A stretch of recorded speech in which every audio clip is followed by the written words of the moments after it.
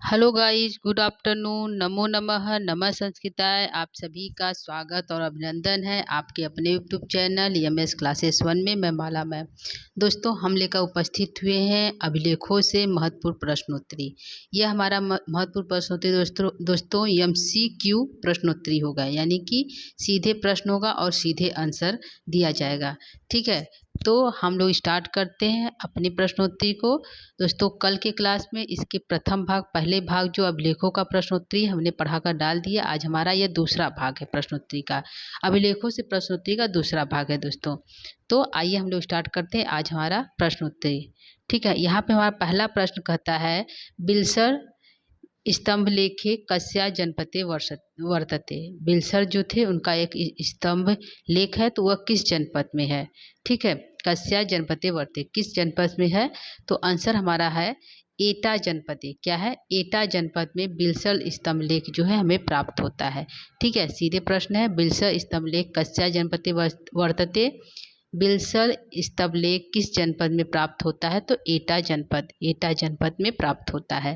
ठीक है, दूसरे प्रश्न चलते हैं। दूसरा प्रश्न हमारा है यहाँ पे दोस्तों कि स्कंद से, ठीक है, स्कंद गुप्तस्य गिरनार शिलालेख लेख कस्य कस्यो उल्लेखे है वर्तते।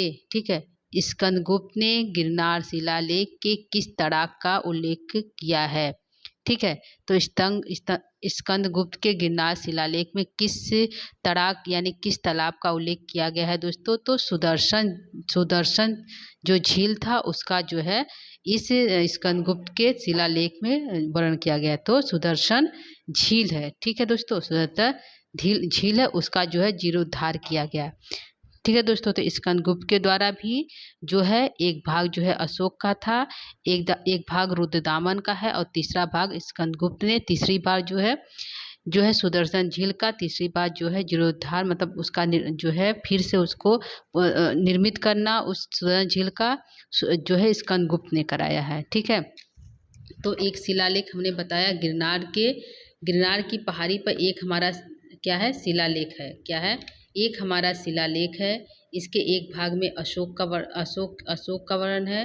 ठीक है, अशोक का, इसके एक भाग में हमारा जो है रुद्रदामन का है। ठीक है, और जो है तीसरे भाग में हमारा जो स्कंदगुप्त का है। ठीक, स्कंदगुप्त का है। तो इन सभी तीनों ने है गिरनार के जो है सुदर्शन झील है उसके तालाब की मरम्मत कराई, ये तीनों राजाओं ने। ठीक है, इसका जो है सुदर्शन झील का निर्माण किसने करवाया। तो जो है चंद्रगुप्त मौर्य ने। किसने करवाया दोस्तों, चंद्रगुप्त मौर्य ने जो है इस स्कंदगुप्त का निर्माण कराया। लेकिन जब स्कंदगुप्त जो है जो सुदर्शन झील जब उसकी स्थिति, मतलब उसमें पानी सूख जाता था या उसके बाद टूट जाते थे, तो समय समय पर अशोक, रुद्रदामन और स्कंदगुप्त ने सभी ने इस जो है सुदर्शन झील की मरम्मत कराई। ठीक है, और इसी शिलालेख पर इन तीनों राजाओं का अलग अलग स्थानों मतलब वर्णन किया गया है। ठीक है, इनकी जो ब्राह्मी लिपि में वर्णन किया गया है, और जो इनकी भाषा है इनकी भाषा प्राकृतिक भाषा है, और रुद्रदामन की भाषा संस्कृत भाषा है। ठीक है, तो अलग अलग भाषाओं में अलग अलग लिपियों में जो है इन सभी राजाओं ने इस शिलालेख में अपना जो है उनके मंत्रियों द्वारा उनका वर्णन किया गया है। ठीक है दोस्तों, ये हमारे दूसरे प्रश्न हो गया। तीसरे प्रश्न की तरफ चलते हैं। तीसरा प्रश्न हमारा कहता है, तनुवाय श्रेणिकः मंदसौर शिलालेख केन रचित। ठीक है, एक ये जो है तनुवाय एक श्रेणी मंदसौर शिलालेख है। क्या है, तंदुआय में एक श्रेणिकः मंदसौर शिलालेख है, उसके रचयिता कौन है। ठीक है, आंसर है उसके रचयिता कौन है। तो आंसर हमारा क्या है दोस्तों, राजशेखर है तनुवाय श्रेणिक के मंदसौर लेखन की रचना की है। तो आंसर हमारा होगा सीधे राजशेखर। ठीक है दोस्तों, ये हमारा तीसरा प्रश्न हो गया। चौथे प्रश्न चलते हैं। चौथा प्रश्न कहता है, भीतरी स्तंभ लेख का भाषा अस्ति। भीतरी स्तंभ लेख है जो हमारा है उसकी भाषा क्या है। ठीक है, तो भीतरी अभिलेख की भाषा हमारी दोस्तों संस्कृत है। ठीक है, क्या है, संस्कृत वहाँ की भाषा है। ठीक, ये हमारा हो गया चौथा प्रश्न। पांचवें प्रश्न चलते हैं। पांचवा प्रश्न हमारा कहता है,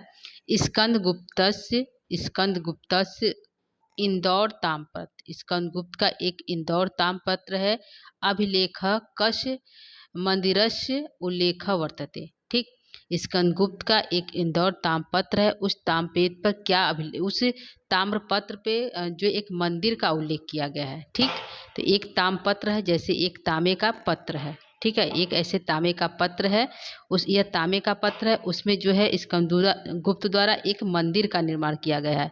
ठीक है, एक मंदिर का यहाँ पे निर्माण किया गया है दोस्तों। तो इस मंदिर में किस भगवान की पूजा होती है, मतलब इस मंदिर में किसकी पूजा होती है, स्कंदगुप्त किसकी मंदिर है, मतलब इस मंदिर में किस देवता की मूर्ति है या किसको पूजा जाता है, तो हमारे सूर्य देव की। ठीक है, इस मंदिर में सूर्य देव की पूजा की जाती है। ठीक है, सूर्यदेव का इस एक ताम्रपत्र है जो स्कंदगुप्त द्वारा है, वह ताम्रपत्र इंदौर ताम्रपत्र कहलाता है। उस अभिलेख में एक मंदिर का उल्लेख है, वह मंदिर क्या कहलाता है, सूर्य मंदिर। ठीक है, क्या कहलाता है दोस्तों, सूर्य मंदिर। आंसर हमारा सूर्य मंदिर है।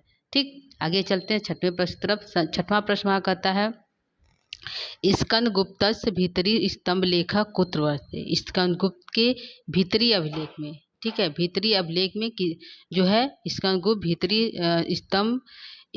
भीतरी स्तंभ लेखक कुत्र वर्तते, कहाँ वर्णन किया गया है, तो गाजीपुर में। ठीक है, स्कंदगुप्त का एक भीतरी अभिलेख है, वह कहाँ प्राप्त होता है, तो गाजीपुर जो है हमारा है, वहाँ पे वहाँ पे यह प्राप्त होता है भीतरी स्तंभ लेख। ठीक है, पूछा स्कंदगुप्त का भीतरी अभिलेख कहाँ प्राप्त है, तो गाजीपुर में। ठीक है, यह छठवें प्रश्न का आंसर हो गया।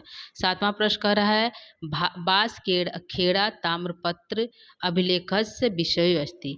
एक बांसखेड़ा ताम्रपत्र है, उस बांसखेड़ा ताम्रपत्र पे किस विषय का उल्लेख है। ठीक है, तो एक है हमारा जैसे बांसखेड़ा, यह जो है ताम्रपत्र है। ठीक है, इस ताम्रपत्र में क्या किसके विषय में उल्लेख है, तो इस ताम्रपत्र में हर्ष के वंश का उल्लेख है। ठीक है, हर्ष के वंश का उल्लेख किस है, इस ताम्रपत्र में है। तो बांसखेड़ा ताम्रपत्र में अभिलेखस्य विषय अस्ति, क्या किसके विषय में उल्लेख है, तो हर्ष वंश के। ठीक है दोस्तों, हर्ष वंश का वृत्त उसमें वर्णित है। ठीक, किसमें पूछेगा, ताम्रखेड़ा जो है बांसखेड़ा ताम्रपत्र में किसका उल्लेख है, हर्षवर्धन का। ठीक, यह होगा सातवां प्रश्न। आठवें प्रश्न की तरफ चलते हैं। आठवां प्रश्न हमारा कहता है दोस्तों अड़हा अभिलेख केन कविता विरचिति। एक अड़हा अभिलेख प्राप्त हुआ है, तो उस अभिलेख में किसकी कविता का वर्णन है, तो रवि शांतिना एक कवि है, उनका वर्णन है। ठीक है, अड़हा अभिलेख जैसे हमारा एलोह शिलालेख है, एलोह शिला में हमारा कालिदास और जो है भारवी का उल्लेख प्राप्त होता है, उसी प्रकार अड़हा अभिलेख में किन की कविता विरचित है। ठीक है, तो एक रवि शांतिना है, उनकी कविता जो अड़हा अभिलेख में प्राप्त है। ठीक है, कविता पूछा दोस्तों किन कविता विरचित, किनकी कविता विरचित है, तो रवि शांतिना। ठीक, ये आठवां प्रश्न हो गया। नौवें प्रश्न की तरफ चलते हैं। नौवां प्रश्न हमारा कहता है कि हर्षस्य बांसखेड़ा ताम्रपत्र अभिलेख कुतः प्राप्त है। यह जो हर्ष की जो बांसखेड़ा अभिलेख जो प्राप्त है अभिलेख है, वह कहाँ प्राप्त है। ठीक है, तो पहले से हो गया बांसखेड़ा ताम्रपत्र में हर्ष वंश का वर्णन है, और जो यह हर्ष जो है हर्ष का बांसखेड़ा ताम्रपत्र अभिलेख कहाँ प्राप्त होता है, तो शाहजहांपुर में। ठीक है, शाहजहांपुर स्थान है, वहाँ पे जो है यह ताम्रपत्र प्राप्त होता है। ठीक है दोस्तों, यह हमारा नौवां प्रश्न हो गया। 10वां है बीजापुरतः प्राप्त है। बीजापुर में क्या प्राप्त होता है, तो एलोह शिलालेख प्राप्त होता है। ठीक, जैसे हर्ष का बांसखेड़ा ताम्रपत्र कहाँ प्राप्त है, तो शाहजहांपुर में, उसी प्रकार बीजापुर प्राप्त होता है, तो क्या प्राप्त होता है, एलोह शिलालेख प्राप्त होता है। ठीक, यह 10वें और 9वें का प्रश्न है। आगे चलते 11वें प्रश्न की तरफ दोस्तों। 11वां प्रश्न वहाँ कहता है कि एलोह शिलालेख कस्याम अस्ति किसकी, जो एलोह शिलालेख कस्याम अस्ति, मतलब उसमें किस राजा का वर्णन है, तो पुलकेशिन द्वितीय का वर्णन है। किसका है, एलोह शिलालेख जो है कस्या अस्ति, मतलब किसका वर्णन है, तो पुलकेशिन द्वितीय का वर्णन है एलोह शिलालेख में।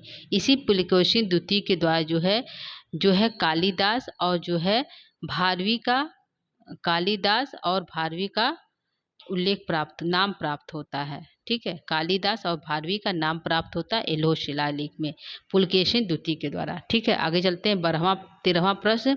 12वां प्रश्न कहता है कस्मिन् शिलालेखे देवानां प्रिय इत्युपाधिना सह तस्याः नाम अशोकः, ठीक है। यहाँ पे पूछा है किस शिलालेख में, कस्मिन किस शिलालेख में देवा नाम प्रिय, ठीक, देवा नाम प्रिय जो है नाम प्राप्त होता है, देवा नाम प्रिय प्रिय इति उपाधि, ऐसी उपाधि सह तस्य नामना अशोकस, यह जो है देवा नाम प्रिय, यह उपाधि अशोक को प्राप्त होता है। तो किस शिलालेख में प्राप्त होता है, ठीक है। तो जो है मास्की शिलालेख में प्राप्त होता है। किस शिलालेख में देवानाम प्रिय जो है अशोक का नाम प्राप्त होता है, अशोक को देवानाम प्रिय कहा गया है। तो यह देवानाम प्रिय जो शब्द है यह किस शिलालेख से प्राप्त होता है, अशोक के बारे में, तो मास्की शिलालेख से यह शब्द हमें प्राप्त होता है, ठीक है। तो कल की क्लास में था कि अशोक का नाम अशोक किस शिलालेख में प्राप्त होता है, तो मास्की शिलालेख में प्राप्त होता है दोस्तों। यहाँ पे पूछा है कि अशोक का नाम देवा नाम प्रिय जो है यह किस शिलालेख में प्राप्त होता है, तो यह जो है मास्की शिलालेख में प्राप्त होता है, ठीक। 12वां का हमारा जो है मास्की शिलालेख। 13वां है मिहिर भोजस जो ग्वालियर अभिलेखस्य विषय अस्ति, मिहिर भोज जो है ग्वालियर अभिलेख में किसके विषय का वर्णन है, कौन सा विषय है, ठीक है। मिहिर भोज के ग्वालियर अभिलेख में विषय अस्ति, क्या विषय है, तो यहाँ पे जो है प्रतिहार वंश प्रशस्ति, प्रतिहार वंश के बारे में लिखा गया है। एक मिहिर भोज ग्वालियर, मिहिर भोज जो है ग्वालियर अभिलेख है, उसमें उसमें क्या प्राप्त होता है, तो प्रतिहार वंश प्रशस्ति, प्रतिहार वंश की प्रशस्ति प्राप्त होती है। प्रतिहार वंश के बारे में वहाँ पे इस जो है ग्वालियर अभिलेख में लिखा गया है कि प्रतिहार वंश कैसे थे, कैसे राजा थे, कैसे शासन किए, यह जो है ग्वालियर अभिलेख से हमें प्राप्त होता है, ठीक है। तो किसके वंश के बारे में प्राप्त होता है, ग्वालियर अभिलेख का प्रतिहार वंश के बारे में हमें प्राप्त होता है, ठीक। तो सीधे है मिहिर भोजस्य ग्वालियर अभिलेखस्य विषय अस्ति, किसके विषय में जो है ग्वालियर अभिलेख में प्राप्त होता है, तो प्रतिहार वंश प्रशस्ति में। यह भी पूछ सकता है, क्वेश्चन को घुमा देगा दोस्तों। प्रतिहार वंश प्रशस्ति में कौन सा अभिलेख, प्रतिहार वंश प्रशस्ति किस अभिलेख से प्राप्त होता है, तो ग्वालियर अभिलेख से प्राप्त होता है, ठीक है। यह 13 प्रश्न हो गया। 14 प्रश्न हमारा कहता है अशोकस्य अहरौर शिलालेख स्तंभ संबंध जनपदाम अस्ति, अशोक के बारे में एक अहरौर शिलालेख है, ठीक है। यह संबंध किस जनपद से, यह जो अहरौर जो शिलालेख हमें प्राप्त होता है यह कहाँ से हमें प्राप्त होता है, तो हमारा आंसर होगा मिर्जापुर, मिर्जापुर में यह जो है अशोक का अरहौर शिलालेख है, ठीक है। और किस जनपद में है, तो मिर्जापुर जनपद में। मिर्जापुर जनपद कहाँ है दोस्तों, तो उत्तर प्रदेश में है, ठीक। उत्तर प्रदेश में मिर्जापुर जनपद, तो वहाँ पे अशोक का एक शिलालेख प्राप्त होता है, उस शिला का नाम है अहरौर शिलालेख, ठीक। यहाँ पे होगा। यह भी पूछ सकता है मिर्जापुर में अशोक का कौन शिलालेख प्राप्त होता है, तो अहरौर शिलालेख प्राप्त होता है। यह अहरौर मिर्जापुर कहाँ पे स्थित है, उत्तर प्रदेश में, ठीक। यह हमारा होगा 14। 15 प्रश्न कहता है प्रतिहार राजास्य, जो प्रतिहार जो राजा थे मिहिर भोज, ठीक, अभिलेख अस्ति, अभिलेख है, ठीक।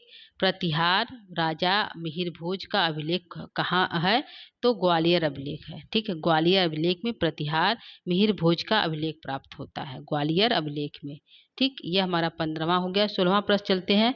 16वां प्रश्न हमारा है दोस्तों कि भारतवर्षे लेखन कला प्राचीनतम, यहाँ पे तम रहेगा, प्राचीनतम साक्ष्य उपलभ्यते, ठीक है। यहाँ पे भारतवर्ष के लेखन कला का प्राचीनतम छाप जो है साक्ष्य हमें कहाँ प्राप्त होता है, कहाँ उपलब्ध होता है दोस्तों, तो हमारा आंसर है सिंधु सभ्यता में हमें जो है प्राचीन लेखन कला का साक्ष्य प्राप्त होता है।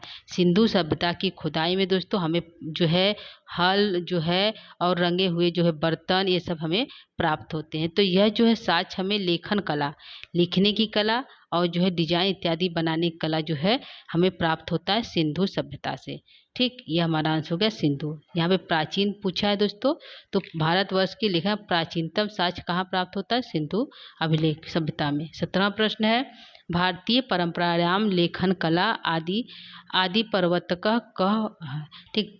भारतीय परंपरा का लेखन कला आदि प्रवर्तक कौन है, ठीक। सबसे पहले जो है इस सृष्टि की रचना ब्रह्मा ने की, तो लेखन कला की आदि प्रवर्तक जो है ब्रह्मा को ही माना जाता है।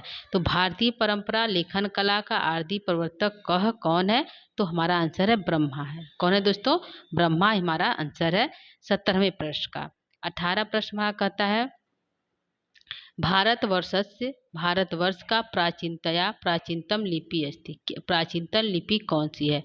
तो भारतवर्ष की प्राचीनतम लिपि कौन सी दोस्तों? तो ब्राह्मी लिपि है। ठीक, ब्रह्मा ने शब्दों का निर्माण किया, कला का निर्माण किया, तो ब्रह्मा ने किया तो उसकी लिपि भी क्या होगी? ब्राह्मी लिपि होगी दोस्तों। तो लिपि क्या है? सबसे भारतवर्ष की सबसे प्राचीन लिपि है ब्राह्मी लिपि। ठीक, ये हमारा आंसर हो गया 18 का। 19 की तरफ चलते। 19 प्रश्न कहता है अशोकस्य गिरनार शिलालेखस्य कालः अनुमीयत। ठीक है, अशोक का जो गिरनार शिलालेख का काल हमें कौन सा प्राप्त होता है? कौन सा काल है अशोक शिलालेख का? ठीक है, तो यहाँ पे हमारा दोस्तों है अशोक के शिलालेख का जो हमें काल प्राप्त होता है वह 270 से 300 जो है 270 से 332 ईस्वी हमें जो है उसका काल हमें प्राप्त होता है। ठीक है, तो कहाँ कौन सा? गिरनार शिलालेख में। तो हमने बताया दोस्तों यहाँ पे 3 राजाओं का जो है उल्लेख हमें प्राप्त होता है। तो यहाँ पे देखिए जैसे हमने बताया एक गिरनार में एक शिलालेख है। शिलालेख की एक पट्टी पे जो है अशोक का, एक पे रुद्रदामन का और एक पे स्कंदगुप्त का। तो ये अशोक का जो समय प्राप्त होता है वह जो हमारा है कितना है? 270 से 332। 270 से 332। ठीक है, यह अशोक का समय प्राप्त होता है। और जो है स्कंदगुप्त का जो है रुद्रदामन का हमें प्राप्त होता है 150। ठीक है, 150 ईसा पूर्व हमें प्राप्त होता है। और स्कंदगुप्त का हमें जो है प्राप्त होता है 455 से 400 455 से प्राप्त होता है दोस्तों। 455 से 467। ठीक है, यह हमारे समय प्राप्त होता है जो गिरनार के तीनों राजाओं का वर्णन है। तो अशोक का 370 से 332 ईसा पूर्व, रुद्रदामन का यहाँ पे हमारा है 150 ईसा पूर्व, और जो है 455 से 467 ईस्वी जो है हमारा प्राप्त होता है स्कंदगुप्त का। यह जो है गुजरात में स्थित है। गिरनार की जो शिलालेख है यह कहाँ पे स्थित है? तो गुजरात में स्थित है दोस्तों। ठीक है, तो यह तीनों राजाओं का यहाँ पे वर्णन प्राप्त होता है। ठीक है, यह हमारा हो गया 19 प्रश्न का। चलते हैं 20 प्रश्न की तरफ। 20वां प्रश्न कहता है अशोकस्य गिरनार शिलालेखस्य कस्याः लिपो वर्तते। तो बताया हमने कौन सी लिपि का वर्णन किया गया है? तो यहाँ पे जो है ब्राह्मी लिपि का वर्णन किया गया। किसका वर्णन किया गया है? यहाँ पे ब्राह्मी लिपि का वर्णन किया गया है। ये हमारा 20वां का सही। भाषा क्या है? तो प्राकृतिक भाषा है। ठीक है, प्राकृतम भाषा है। कहाँ की? अशोक की जो शिलालेख है गिरनार पर्वत में उसकी लिपि ब्राह्मी है और भाषा प्राकृत भाषा है। ठीक, ये हो गया। आगे चलते हैं 21 प्रश्न की तरफ। 21 प्रश्न कहता है अशोकस्य शाहबाजगढ़ी शिलालेखस्य विषयस क्या है? जो अशोक की जो शाहबाजगढ़ी शिलालेख है क्या है? अशोक की ये शिलालेख है शाहबाजगढ़ी शिलालेख। इस शाहबाजगढ़ी शिलालेख में कौन सा विषय उल्लेखित है? ठीक है, तो शाहबाजगढ़ी शिलालेख में दोस्तों हमारा सामाजिक समरसता, समाज के बारे में वहाँ पे बताया गया है। उस शिलालेख में समाज का उल्लेख किया गया है कि समाज में व्यक्ति कैसे रहे, किस प्रकार से अपनी व्यवस्थाओं को बनाए रहे, इस जो है शाहबाज शिलालेख में उल्लेख है। तो पूछेगा सामाजिक समरसता अशोक के किस शिलालेख में प्राप्त होता है? तो शाहबाजगढ़ी शिलालेख में अशोक का जो है सामाजिक समरसता प्राप्त होता है। ठीक है, यह होगा 21। 19 प्रश्न चलते हैं। 19 प्रश्न है अशोकस्य धौली शिलालेखा कस्मात् जनपदात् प्राप्त है। अशोक का एक धौली शिलालेख है। ठीक है, यह जो है धौली शिलालेख जो है कहाँ प्राप्त होता है? तो आंसर हमारा है पुरी से प्राप्त होता है। ठीक है, तो 13 कुल मिलाकर 13 इनकी मुख्य जो है शिलालेख प्राप्त होता है। शाहबाजगढ़ी शिलालेख हो गया, और जो धौली शिलालेख, तो धौली शिलालेख कहाँ प्राप्त होता है दोस्तों हमारा? तो पुरी में प्राप्त होता है। पुरी जो है उड़ीसा में है। तो उड़ीसा जो पुरी है उड़ीसा, तो वहाँ से हमें यह प्राप्त होता है अशोक का शिलालेख। 23 प्रश्न चलते हैं। 23वां कहते हैं अशोकस्य रुम्नीदेयी स्तंभ लेख संबंध स्थापय। तो एक है रुम्नीदेयी स्तंभ, एक है धौली शिलालेख, शाहबाजगढ़ी शिलालेख, और जो है रुम्नीदेयी शिलालेख। तो इसका संबंध कहाँ से है? तो यह जो है नेपाल में प्राप्त होता है। अशोक के कई शिलालेख हैं, मुख्य रूप से 3 है। तो रुम्नीदेयी जो स्तंभ लेख है वह कहाँ है, कहाँ मिलता है? तो नेपाल में मिलता है। ठीक है, तो यह हमारा हो गया 23वां का। इससे पहले था धौली शिलालेख कहाँ प्राप्त होता है? पुरी से। रुक्मिणीदेही शिलालेख कहाँ प्राप्त होता है? नेपाल से प्राप्त होता है। किसके? अशोक के हैं। यह रुक्मिणीदेही शिलालेख, धौली शिलालेख, शाहबाजगारी शिलालेख, यह सभी शिलालेख जो है अशोक के शिलालेख हैं। ठीक है, हो गया 23। 24 चलते हैं। 24 प्रश्न हमारा है, रुद्रदामन गिरनार शिलालेख का भाषा अस्ति।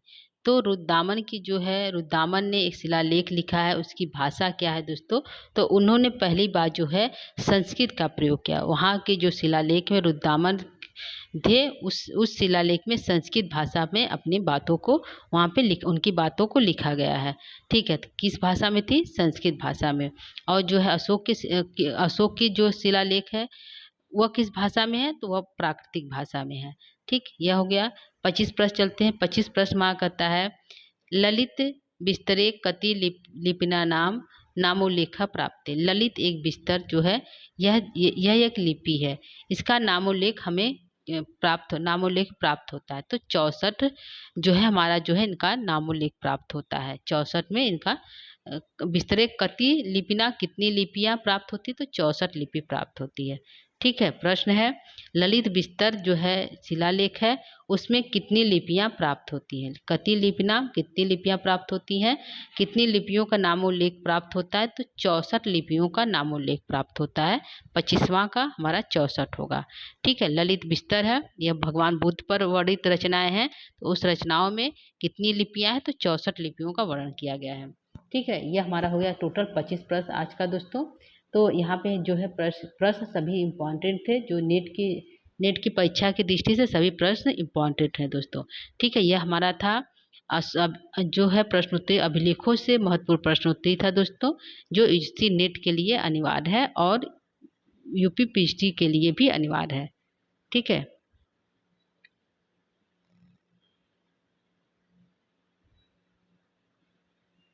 यूजीसी नेट के लिए भी अनिवार्य है और जो है पीजीटी के लिए भी।